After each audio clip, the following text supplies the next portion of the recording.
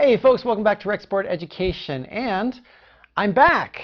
After 6 months, I finally returned and we'll be back making content as usual. I still haven't worked out exactly what kind of schedule I'm going to be able to have to produce content on a regular basis, but I promise you I will get out videos as quickly as I can. In the meantime, let's go into today's topic, which is going to be about coming home and about what my experience was like over the last 6 months. Now, some of you are going to be new to the channel and coming here specifically for this topic about BMT, basic training, and technical training or tech school. And for those of you joining us, welcome. And I hope that you'll consider liking and subscribing to the channel. It really helps us out and keeps the channel relevant to the YouTube algorithm. I've been giving a lot of thought to what I'm going to talk about in this episode, and after a lot of consideration, I've prepared several talking points. So I'm just going to kind of go down a list of topics that I think are valuable and interesting to you, and please let me know in the comments if they were useful. If anything, I can always do a second video more specific to questions you might have.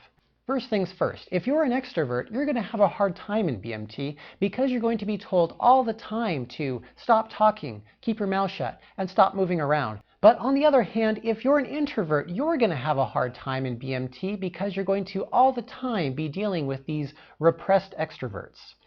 Sorry, brothers.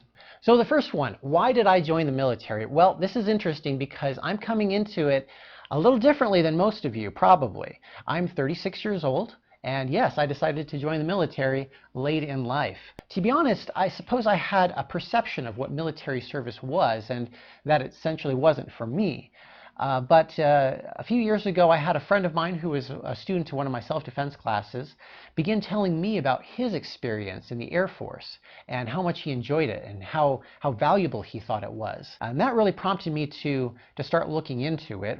And I didn't do that just on a whim. I was actually looking for something more to add to my life. I wanted new opportunities, I wanted new challenges, and I wanted to see, well, what's going to be next for me at this stage in my life? Something that's going to take me forward for the rest of my life. Now, I'm actually in the Air National Guard, and how that came about was a couple years ago when I was looking at joining. I went to a recruiter's station, and since I already have an undergraduate degree and an advanced degree, I thought, you know, there's no reason I shouldn't go in right as an officer and see if there's at least a possibility for that. And right off the bat, the recruiter's like, you know what, you're too old for it. At the time, the cutoff was 35. That has actually since changed. It's now 40, but I decided at that time I wasn't simply going to enlist in the Operational Air Force. It was a few months later that I got a call from a recruiter at the National Guard. And I thought, oh, well, that's something I hadn't considered before. And looking into that option, I decided actually this fits a lot better because that'll allow me to continue making videos and teaching my classes. So the National Guard recruiter said, come on into my office, let's chat for a while. And I said, well, okay, let me see what you got. And obviously I thought that was a really good choice because I did join that branch of service. I'm very happy with it, and I'm looking forward to what's ahead. Now, I did just get back from basic training and tech school. I've been gone for the last 6 months, and I want to give you some ideas about what's happening right now, what you can expect, and what to look forward to in that training process. So let's get right into it. As far as the basic training goes, not much has changed with the advent of COVID-19 and how it's affected the basic training. There are modifications, certainly, but generally everything is still the same. We are still pressing forward. We are still doing the mission, getting ready, and we're prepared to go out and serve anywhere, anytime. Just be prepared for that. There's really not a whole lot of difference. Just modifications, really. For example, when you're standing in formation, you might be more spaced out. That's one of the key differences. You're just going to be more spaced out to maintain that 6 feet distance, or relatively so. And when you're not having that distance, you're probably going to be wearing some kind of mask, which will be issued to you. Preparation for your basic training is going to be essential. You could probably go into basic training with no preparation, and you'll probably do all right. There's no reason that you wouldn't be able to do just fine. But I do recommend getting yourself into at least a little bit of shape, start working out, start running, start doing some push-ups, because yeah, you're going to do a lot of that. Now, I was lucky. I had a student flight program that was prepared at the base locally for me. So I would actually show up once a month and do training on the weekends with them, when they would teach me different concepts. We would do some memorization work. We would do exercises.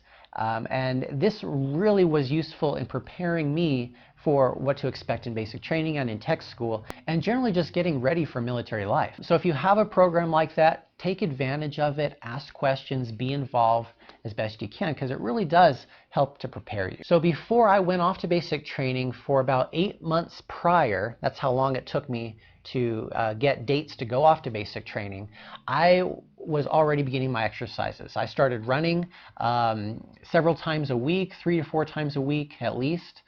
For basic training, something that you should prepare yourself for is being able to run for about 25 to 30 minutes.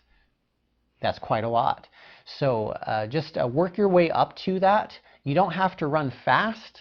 Just be able to run that length of distance, that time. So time yourself, see what you can do now.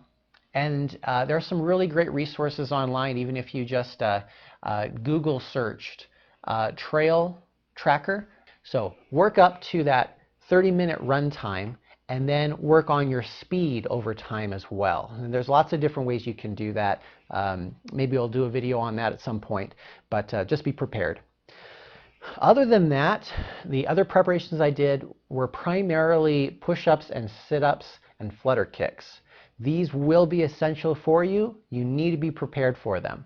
So sit-ups. Sit-ups are fairly straightforward. You need to keep your legs at a 90-degree angle and just go to your shoulders on the ground and all the way up until your elbows touch your thigh. That's all you need to do. Down, then all the way up, and this is the position you're going to have your arms in. Just keep that in mind. They cannot come off your body when you're testing. You want to be able to do a lot of those, and you should be able to do them fairly quickly. An easy way to work up to this, and this counts for push-ups as well, is to invest in some sort of weighted equipment. Now, I went to Walmart and actually picked up this weighted vest. This is 8 pounds, so it's really not very much. It goes on very easily, and it just wears on your body. And you can do sit-ups with this, you can do push-ups with this, and it's not very expensive. I think it's like maybe $15. Double check me on that. You can go Google search it. Pretty nice piece of equipment. This is just called Athletic Works. But you don't have to do something this fancy. If you got a backpack and some books, throw those books into your backpack, strap it on, and bring out and bust out those push-ups. You can hold the backpack in front of you like this and do your sit-ups, and that's just fine too. Now, doing these reps with a little bit of weight will dramatically help you increase the number of repetitions and your speed pretty quickly. This is the method that I used to get myself to the standard where I was shooting for, and it really worked for me. Now, the benchmark that you're going to be shooting for isn't too hard, but it will push you. So be prepared for that. You should be able to do, for the guys, at least, I'd say 45 push-ups is pretty good, at least 50 sit-ups. Go for that. If you can do that, they can get you the rest of the way there. If you're already doing that, great. Keep it up. Don't wait until basic training to start training. Start training now and train all the way up till then, and then continue, or at least plan to continue doing that exercise from there on out. Because you want to have this as a habit in your life. It should be a regular part of your life from here on out. Really, that's just good advice for life in general. Just keep working out. Stay in shape. Stay healthy. Why not? Why wouldn't you? You owe it to yourself. I'll put a link down in the description to those figures so you can get an idea of what is actually expected of you. So let's talk about week 0. This is your shock and awe week. It's the in-processing week. It's your getting ready for basic training week. You won't be doing exercises during this week. Normally they'll have drill every morning if it's during the summer. If it's during the winter schedule, you'll be having workouts in the afternoon. But for week 0, you won't have to worry about any of that. Week 0 is stressful, in a word, and it's supposed to be. In fact, most of BMT is stressful, and again, it is meant to be. You're not so much training yourself to perform any specific kind of military task or be a military person, so much as you are training yourself to handle stress and perform in a stressful environment. So keep that in mind. Training is about preparing you for many different kinds of stressful situations you may find yourself in while you're serving in the military. But this is also excellent training for your life, because you're going to have all different kinds of challenges and, yes, stressful things in your life. And so you can think of a basic training as sort of a stress inoculation therapy. Marching off the ground until you feel like your legs are going to fall off. It's all for a purpose. And honestly, I think the instructors are pretty freaking awesome. Now, speaking for myself, I feel incredibly lucky with the type of instructors I had, both in BMT and tech school. Yeah, they were hard on us, and they were hard on me, but I really developed a good respect for them.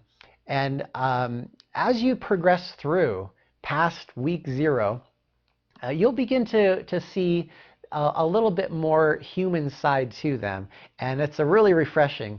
I really enjoyed it when I started to see what my BMT instructors were really like. I started to have a little more fun. I got to see, really these guys, they're just people too, just like any of us, like you and me. And mine, I found actually were pretty goofy on the inside. They never really showed it, but you could kind of tell every now and then they had these moments, and I'll share a couple of those stories in a little bit. But yeah, they were kind of goofy, and I'm goofy, so I really enjoyed it. I thought I'm really lucky to have these instructors as opposed to others. Of course, I didn't get to experience other instructors, so I can't say what that experience would have been like, how I would have handled, or if I would have liked it. But I really liked my instructors. The instructors go through a ton of training and even get tested regularly to make sure that they're in a good mental place when they're doing their job. Their job is very stressful, but they handle it well, and these are good people. They're well trained. They know what they're doing, and I have a lot of respect for them. Most of what you're going to be doing through week 0 is in processing. There's going to be a number of lectures. You're also going to be going to appointments, getting haircuts done, going to medical. It's one of the reasons you don't do exercises at first. They need to check you out and make sure that you are prepared to do the exercises. So you won't be doing any exercises until you get cleared from medical. You'll be getting any immunizations that you need that you don't already have. They'll take your blood. They're going to test that. They're going to see what you have, what you don't have. You're going to be getting issued a ton of gear. You'll get things like this. This is your laundry bag. You'll have mesh bags in this, and everything you need for your laundry. Blousing straps. These are fun. These are going to go on your ankles for your around the cuffs of your leg and your boots. You want to take care of these? Don't throw them in the wash. Don't let them go through the wash. You're going to be getting uniforms. You're going to be getting a black bag with a bunch of gear inside of it, including a water bottle. This is your weapon. So you're going to treat it like a weapon. So you're going to take it with you wherever you go. Anywhere you go, at all times, it will be on your person. Don't lose this. Don't lose this, because you will be replacing it yourself if you do, and they're actually, well, they're kind of expensive. So I can't get it. So I'm just going to tell you what else you're going to get with this. You're going to get workout clothes. You're going to get a bunch of pens. They're going to come with this. So don't worry about buying pens. Don't worry about getting soaps, shampoos, things like that. That's all issued to you. You don't even need underwear. They issue you underwear, but take your own underwear. Really, it's going to be much better than what they give you, right? But they do issue you underwear. They issue you just about every single thing that you need, except for maybe razors. Bring your own razors. Now, you can't bring electric razors, so just keep that in mind and get yourself a few really good razors. Really good razors. Don't go cheap on this. I promise it will benefit you in the long run. But they do issue you shaving cream. They even issue you toothpaste and a toothbrush. So you don't need to bring any of that stuff if you don't want to. You definitely don't need a comb. Don't bring a comb. You're going to be getting a tracksuit. What else? There's so much stuff. Everything you need, they give it to you. You're going to be getting a BMT manual. This has everything you need to know for your test. And yes, That's something else you will have is tests in school. You will need to pass them with at least a 70%. It's not hard. It will challenge you. Don't think that you can't get away with not paying attention or not studying, but there's really no reason you shouldn't pass the first time. Remember that the Air Force graduates somewhere around like 50 to 60,000 airmen every year, so there's no reason that you should struggle with it at all. And they even have a page that tells you exactly what's going to be on the test right here in the front. And this tells you every single thing or every chapter that's going to be on the test, and so you can study those specific chapters. Really easy. So keep that in mind. Study, pay attention in classes, and don't fall asleep. Now that's the other thing I want to talk about is being prepared for some sleep deprivation. That's part of the training. You will be tired at times, and you need to be able to push through and get yourself to focus in any situation. Don't fall asleep in class. You will pay for it, I promise. Right?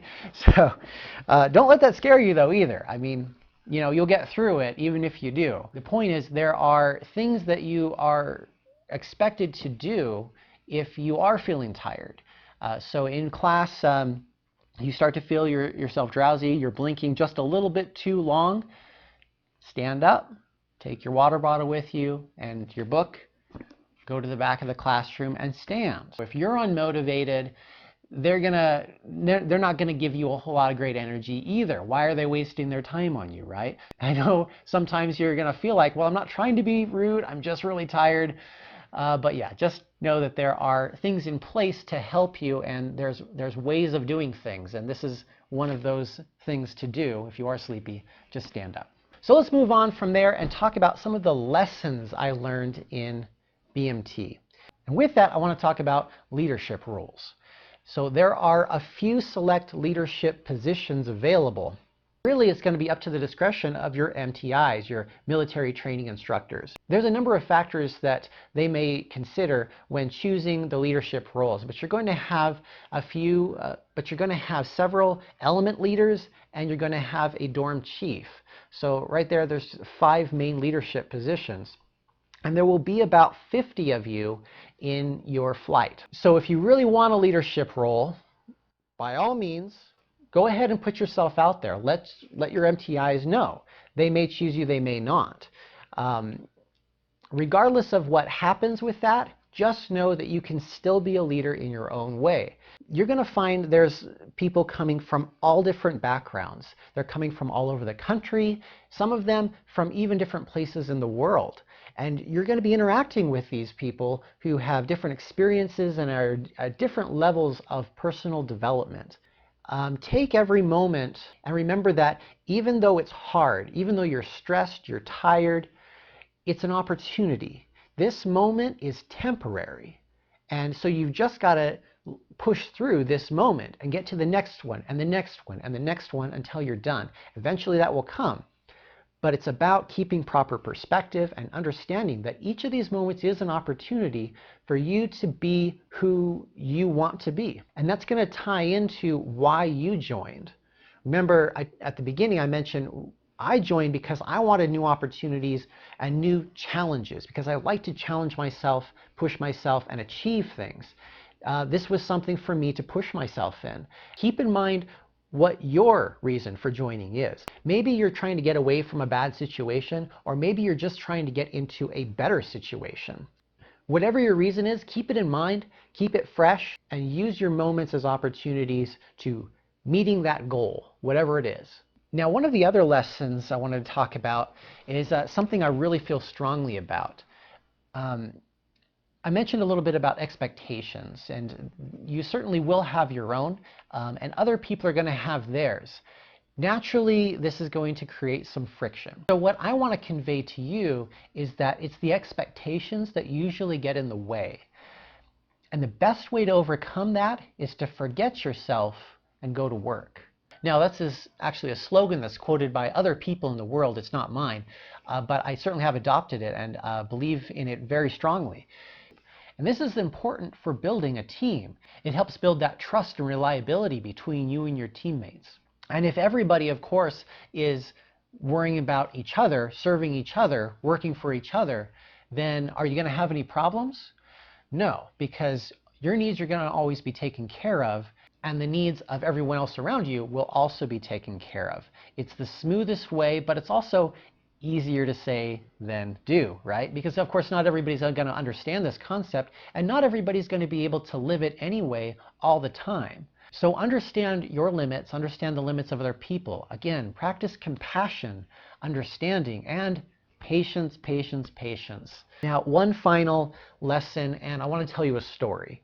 My first couple of weeks at BMT, I had a bunkmate. And this trainee, he didn't say much. He was really quiet, pretty reserved, and I wondered about him. So I started trying to engage him in conversations and get to know him, see what he's about, and let him know that I was available to help him.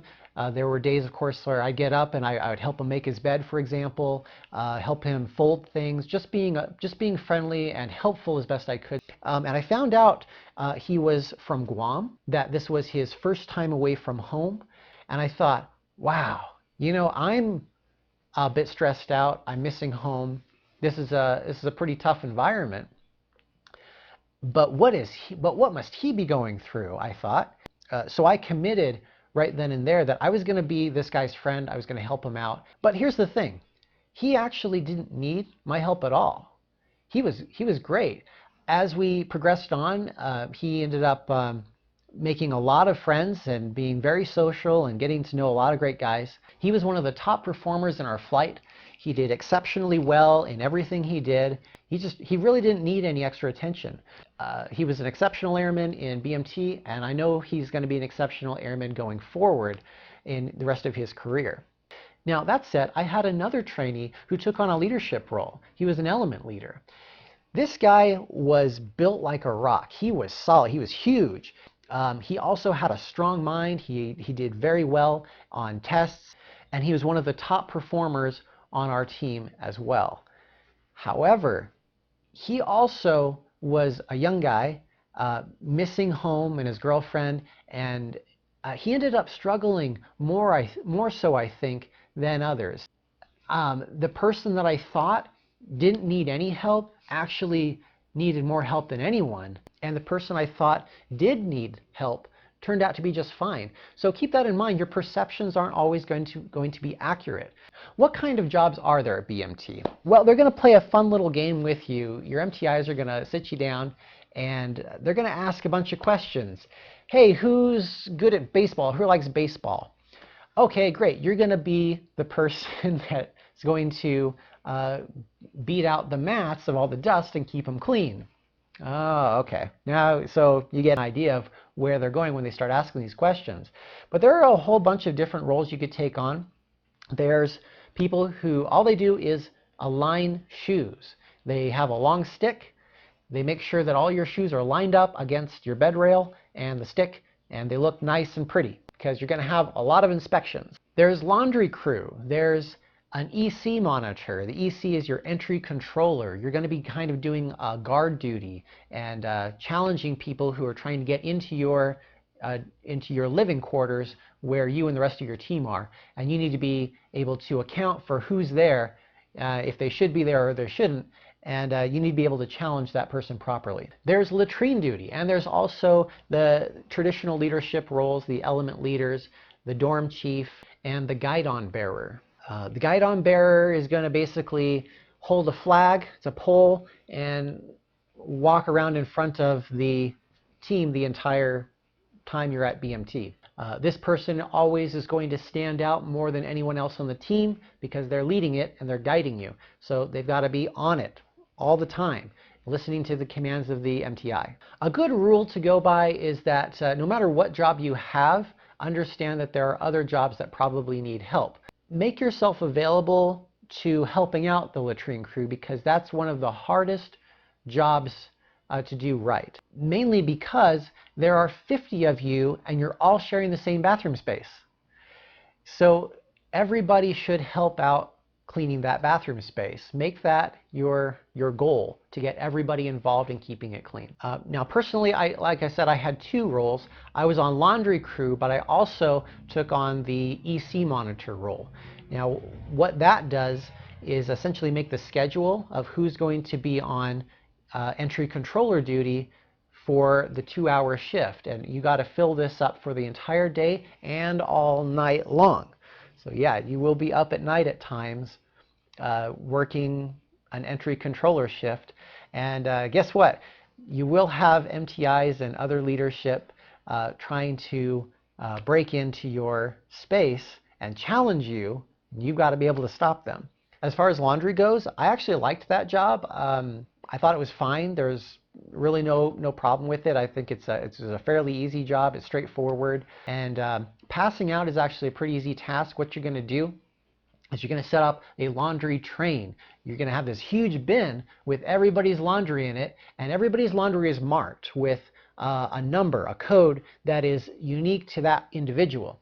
And so this big basket is going to get wheeled out into the hall, and then everybody is going to make a line, and they're going to pick up, you know, 1, 2, or 3, whatever they can have. They're going to pick up a couple of articles of clothing. They're going to check the tag, and you're going to walk around the entire dorm until you find the bed of that individual. You're going to drop their laundry on it, and later you're going to fold your laundry and get it inspection ready. Other jobs you might find are more suited to you or easier for you, but just know that you're going to be doing it from your first week in training to the end of training 2 months down the road, every single day. And you know, some of those jobs might get kind of boring for you, so keep that in mind. And just be available to help other people if they need it. All the fun little rules. You're going to have a lot of little rules to follow. There isn't any one thing in training that is difficult. In fact, your MTIs are going to remind you all the time, we don't ask you to do hard things. None of this is hard. And they're right. It's not hard. But at the same time, it isn't easy either. There's a lot that's expected of you, and you need to be able to follow it exactly to instructions every single time. So that, in fact, is the real challenge. Everything from folding your shirts, folding your socks, tying your shoes, standing at attention, making your bed, and even giving a reporting statement before asking an MTI or making a statement or responding to an MTI for anything. There's a specific way to do every little thing, and it must be done their way, not your way, every time. One of the things that surprised me about training, I think, was that it felt like every single thing we did was an event. And so it was a big deal every single time we did something, no matter what it was. It could have been the most simple thing in the world. It was, you had to be on. It was exciting. It was motivating. It was intense. So, for example, going to chow, breakfast, lunch, dinner. You have a series of jobs throughout the day that you're meant to accomplish. One of them is eating. So when it's time to eat, you will eat. No exceptions. You will sit down. You will look at your food. You won't look at anybody else. You won't talk to anybody else. You will just eat your food. Now, I know that there are a lot of ideas about how much time you're given to eat, like you have to eat really fast. I wouldn't say this is actually very true. I never felt like I was incredibly rushed to get my food.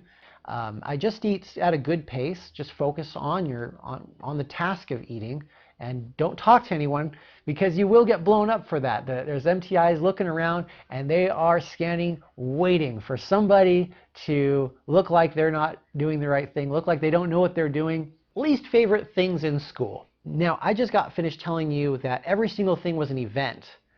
But as it happens, my least favorite thing in school was all of the time where we didn't have anything to do. It was incredibly difficult to just be standing in formation and waiting. Now, keep in mind, you've got multiple teams, there's a whole bunch of you, and there's only so many instructors and only so much room to get finished with the tasks that need to be done. All the while, you know, your back is hurting, your legs are hurting, you're like, gosh, I wish I could sit down or even kneel, but you can't. So you just end up bearing it and doing the best you can. So yeah, you are going to have quite a bit of time where you're just waiting, and that's something you should be expecting as well. All right, so something a little bit more on the lighter side. I mentioned how as you progress through your training, your sergeants are going to appear a little bit more human. And this can be really fun at times. One of my sergeants went ahead in the breakfast line. So it's early morning, we're all trying to get our breakfast quick. He goes up to get a bowl of cereal. And the cereal machine is this big dispenser, right? And it's got this crank on it that pours out cereal, and you put your bowl under it. So he goes up, he throws the bowl under, starts cranking it. And he's still cranking it. He starts looking at this thing. And you can just see he's getting a little bit more frustrated and more frustrated. And finally, he breaks and goes, "Bake cereal!" And he grabs his bowl, looks around, and walks off. And for those of us in line watching this happen, we were like, did that just happen? Was that real? It was one of the most human moments for us. And it again iterated the point that, you know, these guys, they're just guys. They're human. And yeah, they can be goofy at times too. And I really appreciated that moment. I've also heard that there are sergeants who like to play jokes on each other. Remember, these MTIs, they've known each other probably for a long time. Many of them might have even been out on deployments in other parts of their career with each other, so they know each other really well, and they like to play jokes on each other. Now, this never happened to me or any of the flights that I know, but I've heard of it happening before, and it sounds like a really fun prank where another MTI might steal someone else's flight. What that looks like is you're lined up, you're in formation, you're in your elements, and you're waiting to go off to a class or whatever it is. And in the meantime, your sergeant might be up in the office doing something real quick before coming down and taking control of the flight and marching you off to wherever it is you're supposed to go. So another MTI might come up and take control of that flight, and they march you off somewhere, maybe around the corner, and they, go up and talk to your sergeant and say, "Hey, go find your flight." And they kind of wander around going, "Okay, where did they stick these guys?" And you're part of your team. You got to stick with your team, and your team is all going to stay in that formation and just wait for further instructions. So that's kind of a funny thing that at least I've noticed happened in the past. I don't know if they do that anymore, but kind of a funny thing that happens. And you're going to hear great stories from other MTIs, like your instructors in the classrooms. They're not like pushing a team. All they do is teach classes, so they're going to be a little bit more lighthearted some of the time and talk to you about their experiences and things that they've encountered in the past. Now, I've been talking a lot about the dining hall, and you're probably wondering at this point, what is the food like at BMT? Well, this is the fuel that's going to get you through the toughest times in your training. So it's got to be good, right? Well, the Air Force knows this too. So I'll say this: the food is food. And have always been impressed with the variety that's included. That said, there are a lot of repeats. Generally throughout the week, they're going to have different types of foods, and then they repeat the next week. So Taco Tuesdays. They are going to have a burger day. They're going to have days for like pizza or spaghetti, things like that. Need to charge the battery. Now that said, I did develop sort of a philosophy about food while I was in tech school, and that is to say that there's probably some foods out there that you should have some sort of certificate of training to be able to claim that you can cook that. For example, chicken curry is a very specific type of dish. It's made a certain way. It has certain ingredients in it, and if it doesn't have those things or is cooked a different way, it's not exactly chicken curry, is it? Is it? Well, I encounter this sometimes, and that is with certain foods, you're expecting one thing and you get something that's maybe a little bit different or maybe even a lot different. Whatever it is, you put it in your mouth and you go, "Wait a minute, that's not what I was expecting." Remember that they're preparing food for hundreds of trainees every single day, 3 times a day. That's a big, big job. It's not always going to be gold. How your mother makes French toast.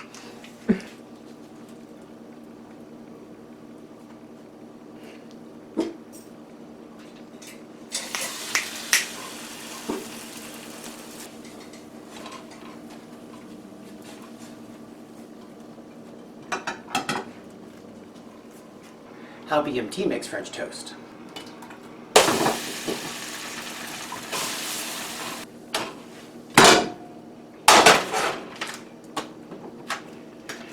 What's your order? Next order. What's your order? Please order. But just know there are a lot of options. You're going to pick and choose. You're going to find the things that you like and don't like, and the things that you'll avoid, and the things that you'll go to every day. Once you get to tech school, you're going to be able to eat at different kinds of places. They may even have some fast food places, like maybe a Subway or a Burger King. Those were available, for example, at my location for tech school. And I ate there on occasion. Just know that you are still paying for those meals regardless of you eat there or not. So, you know. So how did my family handle me being away? This is going to be different for everybody. Some of you are really close with your family. Some of you aren't. To be honest, my family, we love each other. We're good that way, but we don't keep in contact very much. So that wasn't much of a problem. But you might have a loved one who really is interested in keeping in touch with you, or you might want to really keep in touch with that person. For myself, I actually didn't expect to be writing letters or communicating with somebody very regularly, but that turned out to not be the case. Once I got there and realized, wow, this is no joke, this is actually really tough, I found myself really wanting that connection to someone and to reaching out and communicating. So I wrote letters. I did communicate regularly and as often as I could. And when I got to tech school, I was calling the people I cared about every day. And that became really important to me and something that I looked forward to every day. And that might be something that you'll have to consider for yourself as well. Understand that it also can be a great outlet for them. They might need to communicate with you too, and understand that and appreciate that. All right, this video has already gone on long enough, but I've only got a few more things to cover, so I'm going to try to wrap this up quick. If you're sick and injured, do something about it. Please, please do something about it. Don't let it go or try to muscle through. There are facilities and resources available to you for these things. And it's not going to necessarily set you back in your training. It's not going to affect you. It can only help you. So take advantage of what's there for you. Don't let an injury fester if you do get injured. And then just continue to do the best you can. There is a saying that everybody gets sick in training. That is actually generally true, I found. I was surprised. It actually turned out that I didn't need to be so worried about germs so much as I needed to be worried about my own allergens. I never actually had bad allergies to anything before, but going into BMT and in those close quarters of all those people, there is a lot of dust. And I found that I had quite a bad reaction to the dust. You're going to be dusting twice a day, every day anyway, and you're going to be surprised at how much dust there actually is. And this can cause irritation in your sinuses and in your throat. You may find that you develop a bit of a sore throat and a drippy nose, and this is going to be really annoying for you. You're going to be wondering, gosh, I've got a sinus infection. What am I going to do? But you feel fine otherwise. This is just allergies. So this is what I did that helped me. Your dust cover blankets, right? These are the gray, bland blankets that go over your pillow and your sheets. Don't use them at night. So kick those off, use your sheets. If it's helpful, you might even consider using a face mask at night to filter out some of those allergens. You may not be used to the specific allergens of Texas. There are a lot of different kinds of pollens and trees and an impressive variety of wildflowers. So you are going to be exposed to a lot of new things. If you do get cold at night, I suggest wearing your tracksuit. You're able to do that, and you're probably going to get up in the morning and go work out anyway in it. So it's okay to be in that because you're just going to jump out of bed and put it on anyway. So you're going to be one step ahead in the morning if you're just using your sheets and using your tracksuit instead of your dust covers. That's my advice. I don't know that anybody else would give you the same advice, but there you go. Injuries were fairly uncommon in BMT. I don't know anybody who is particularly injured, but there are a number of things that can happen. You might have sore muscles, you might have some sprains, or maybe some overuse types injuries. There are stretches for that. Know your body. Get to exercising now so you can figure out, okay, what's kind of painful, what's going to be a possible issue for me. Then research it and figure out what you can do to fix it. And I'm producing a video right now that's going to be on chronic muscle issues, chronic pain, and the types of muscles that are usually involved and how to treat them. So look out for that. One other thing that may come to mind is that when you're under a new and stressful environment and new stress, a lot of people tend to have a little bit of trouble with their bowel movements. You might find yourself constipated for a little while. I was surprised myself. You're eating 3 meals a day and you go a whole week without doing anything in the bathroom. And I thought, well, this is unusual, and where's all this food going? And my stomach kind of hurts a little. This is a fairly natural reaction and is expected. So there are some things you can do. Keep eating like usual, and keep drinking lots of fluids. Beyond that, you might consider supplementing your diet with a few things like making sure that you've got salad in your diet, making sure you're eating fruit. Pears are actually great because they have natural stool softening elements to it, which can be very useful, and they do serve pears regularly. I wonder why. Also, caffeine is a diuretic, but keep in mind you're actually not allowed caffeine type drinks when you're at BMT. That said, there are still kind of exceptions to this. Coffee is available and tea is available. You will still have to have 2 non-caffeinated drinks, so 2 cups of water or juice, and then you can have something else like a coffee or a tea if your MTIs allow it. But that little bit of caffeine in there might help to push things along. And finally, the last thing I want to talk about is cough drops and contraband. There are a lot of things that you're not allowed to have in BMT, and there are reasons for that. And you can thank whoever came before you for that. If you mess around with things, you're doing things you're not supposed to, you're being goofy, you're being weird, you're going to hear that a lot too. Your BMTIs are going to be like, stop being weird, trainee. And why do they say that? Because some people do weird things, especially when they're stressed under all this pressure for so long. Some people are going to lose their minds a little bit. But one of the simple things is candy. You're not going to have candy in BMT. So some people like to supplement that with cough drops. This is, of course, silly. It's ridiculous. Just stop it. On one occasion, someone tried to mail themselves an order of, or at least have a family member mail to them fairly large supply of cough drops. But instead of cough drops in the bag, the contents of the bag had actually been replaced with candy. And of course, the MTIs found this out. So, they know the tricks, right? They've been around long enough. They know all the things that you could do. So don't think that you're going to be real sneaky and get away with things. Just do what you're supposed to do. Don't screw around with wasting time on these kinds of things. Cough drops, you know what's going to happen with that? You're going to end up having a wrapper that you're going to throw around. So you're just making more mess for everyone else to clean up. You're going to stick it in your pocket sometime. You're going to forget about it. It's going to go through the laundry. Laundry crew is going to be upset. Or it's going to get stuck in your pockets. You're going to forget about it. And you're going to have an inspection. Your MTI is going to find it and dock you on that. You're going to be like, oh crap, that was an easy one I could have avoided. In fact, while I was in there, they were talking about banning cough drops because people misuse them. And so stop making things harder for other people. Naturally, you're going to develop many different kinds of relationships and interactions with people. Some people you're going to get along with well, some people not so much. Your MTIs are always going to be a challenge for you. They're there to stress you. They're there to push you. You're always going to be on a timetable. You're always going to be late. Nothing's ever going to be good enough. But I was thinking about it the other day, and it occurs to me that I could kind of compare and contrast my relationship with an MTI to that of a bad date. Stick with me here on this. On the one hand, you may feel very attracted to and very confident in a relationship with a significant other, but that relationship turns out to be toxic.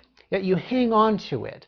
You try to work it out. You do everything possible to make this a lasting relationship. And it ends up costing you time, energy, and money. And in the end, you end up, of course, down in the dumps, very depressed, and emotionally scarred. And you carry that baggage into another relationship and so on. They're comparable because they both induce feelings of stress, anxiety, nausea, and maybe constipation. Your MTIs will be intimidating, but the main difference between them and a bad relationship is, one, you know immediately and fully what the expectation is. And at the end of the day, you're at the very least stronger than you were the day before, and, well, they pay you. I just feel like maybe that's not such a bad deal. Let's talk a minute about the peanut butter shot. This often comes up. People worry about it. Let me tell you, it will hurt. It is going to hurt.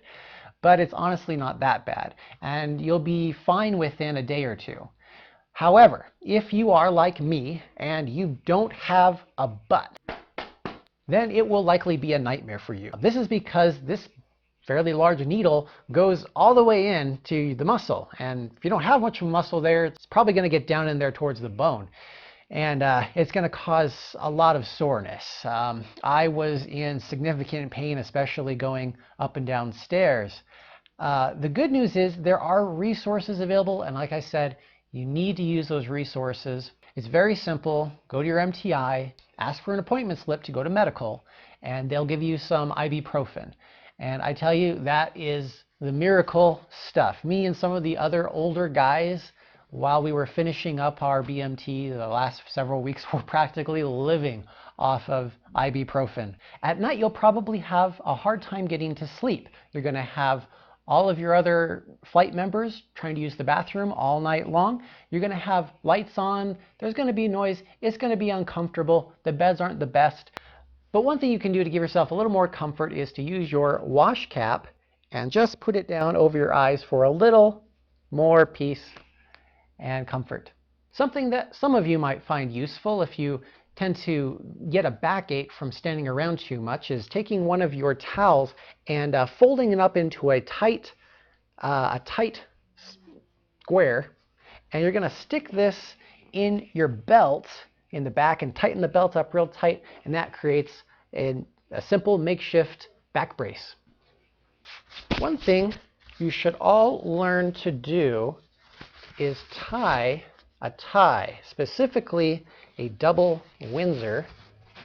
I had to teach half my flight how to tie one because they didn't know how. And that will get you one step ahead of everyone else during picture day. I'll leave a link in the description on how to do this. Let me talk a minute about swearing. I highly recommend, if you have a bad habit of swearing, to get out of it now, to start working on that, because at BMT, of course, you're not allowed to. Will you still hear swearing, and will you swear? Yes, sure, you will. But it is expected that you will curb that. Most of you need to stop swearing anyway. You're young. And most of you don't know how to swear. It's going to do you good in the rest of your life in general, so just keep it in mind. Another one is boots. Now, your MTIs will probably, like mine did, strongly, and in fact, in some cases, just shy of ordering us not to buy new boots. They're going to tell you, the military just issued you $180 boots. Why would you go out and spend more money on new boots? Here's the reason. The boots that you get are quite heavy. They're not very comfortable. They don't have very good arch support. And when you're marching around all day in these, you're going to have your hips become very sore and tight. You're going to have some back problems. You're going to have joint pain. Now, a lot of people go through BMT with the boots that they were issued, and they do just fine. In fact, I went through my entire BMT experience with the boots that were issued me. A lot of you will not know what boots you will need for your job when you're in tech school. And if you have a particular job that requires steel toe, for example, you don't want to go out and spend another $200 on other types of boots that are available just to end up not being able to use them in your job at all.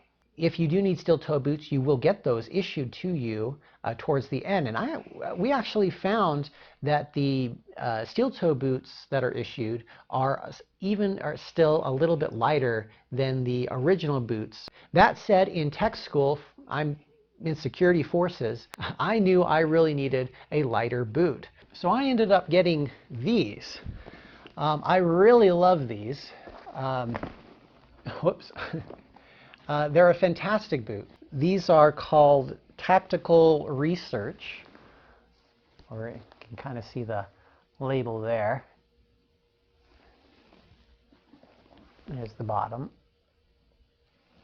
Okay, they're very sturdy, they're lightweight, they have a fantastic arch support. This was really important to me because I have high arches and I needed that extra support. They're breathable. Got a little breathable section right here, and they just feel really good. I'm able to run around in these, and they've got a lot of tread. They're just an overall fantastic boot. So I definitely recommend something like this. These were fairly new on the market when I went into BMT. And they were replacing some others that were being phased out. So the popular ones up till now have been the Nike boots and the Oakley boots. They're very light. They're kind of like wearing a slipper. The problem that people have been finding with them, though, is they're not very durable. They do fall apart. This isn't a problem if you have a desk job, say you're personnel or something in the military. That might be perfect for you because it is kind of like a slipper. It's very comfortable to wear, and you don't need it to be durable. But if you're going to something like Attack P or special warfare or security forces, get something that's durable but still light and gives you support. And I'll tell you, the aches and pains that I was having in BMT completely went away when I got a good boot. Made all the difference in the world. So if you want better boots, you can actually go and do that.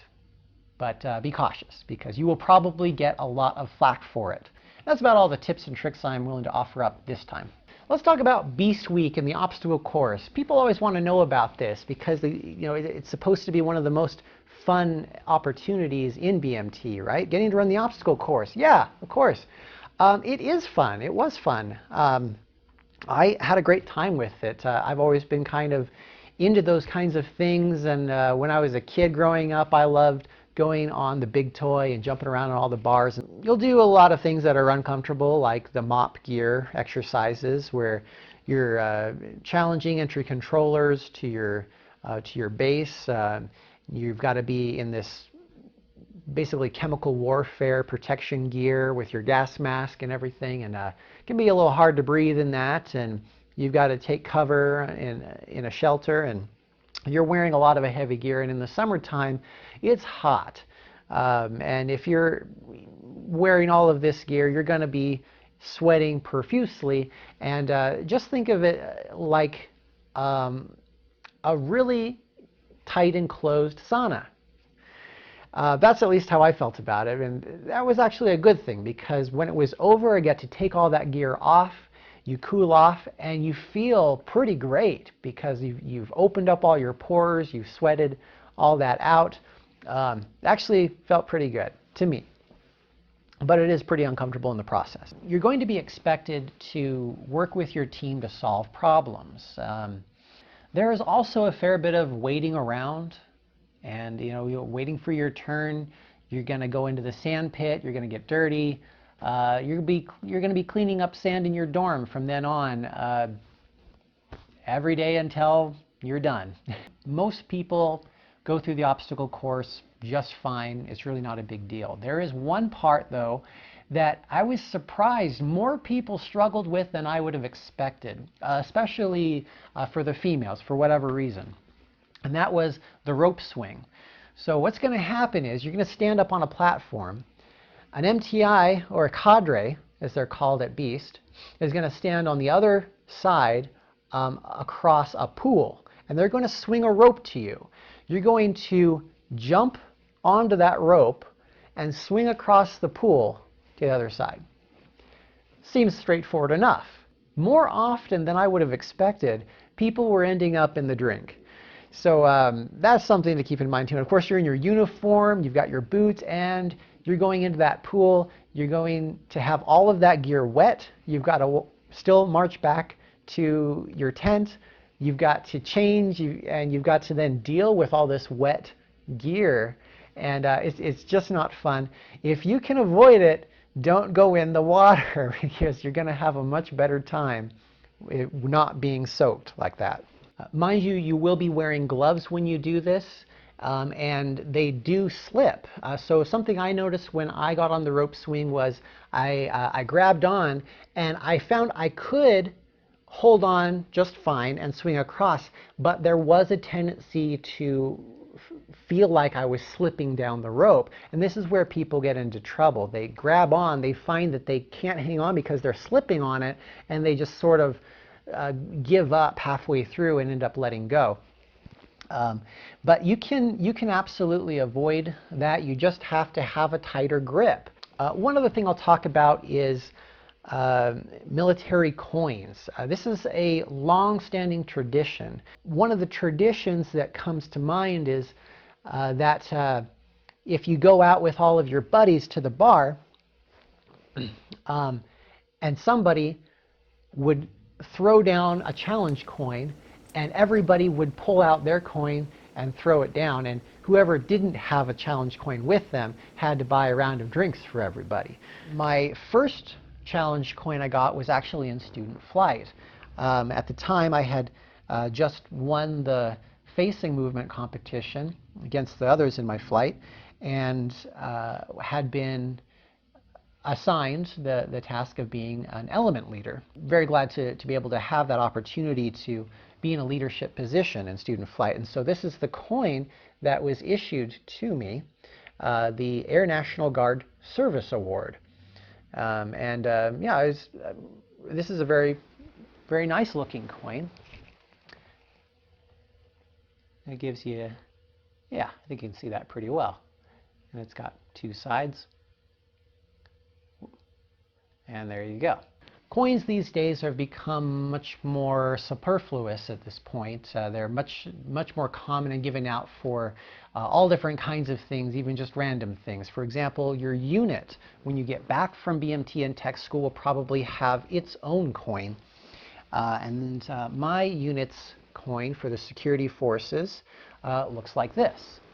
It's got the Colorado flag on it, as well as a mascot, the gargoyle, and it has a security forces badge on it, and says my unit, Air National Guard for Colorado, and the unit on the back. And I really like this one. This one, it's a very pretty coin, and they're all pretty interesting to look at. Of course, when you finish BMT, that will probably be your opportunity to receive your first coin, and that is your airman's coin. This is an indication of your official transformation from a trainee to an airman. And it looks like this.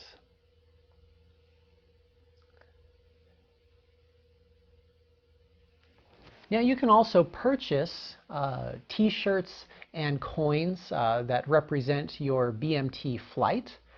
Mine was the 233rd, which has a heritage of being associated with the Tuskegee Airmen. So this one has some red tail Mustang planes on the front and back. If you haven't checked out the movie Red Tails or Tuskegee Airmen, I highly recommend taking a look at it. Those are excellent movies that portray a real history of both the United States and of the Air Force.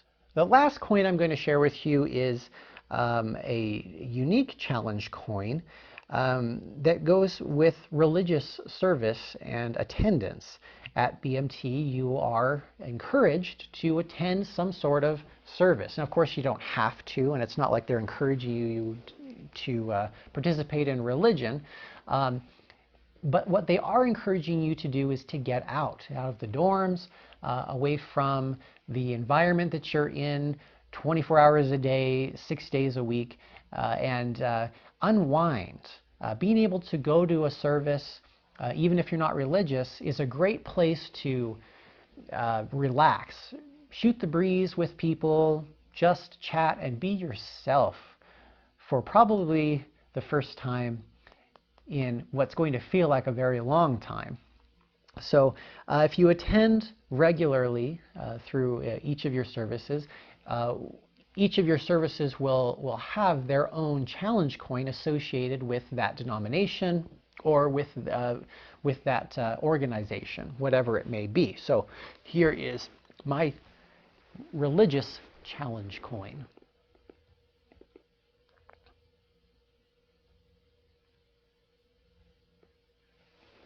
And I won't say anything more about it than that. And that's it. That's pretty much all I have to cover. I had a lot of great experiences at BMT and tech school. I met some amazing people. Some of these guys I know I'm going to be friends with the rest of my life. Exceptional men and women who are incredibly talented and I respect very much, who are going to have great careers, and I look forward to seeing how they develop in their careers moving forward. Now, as I mentioned at the beginning, we've got lots of different content on this channel. I'm back to making more, so please look forward to more.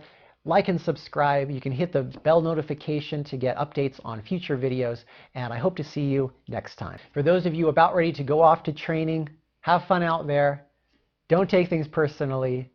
Just keep moving forward. It's the quickest way through training, honestly. It's just to graduate on time, to do your best, and be the exceptional person you were always meant to be. I really hope you enjoyed this episode. I went through about 3 hours of material because, of course, there's so much more that could be covered. I felt that what has been covered was the most important, and thanks for sticking around this long.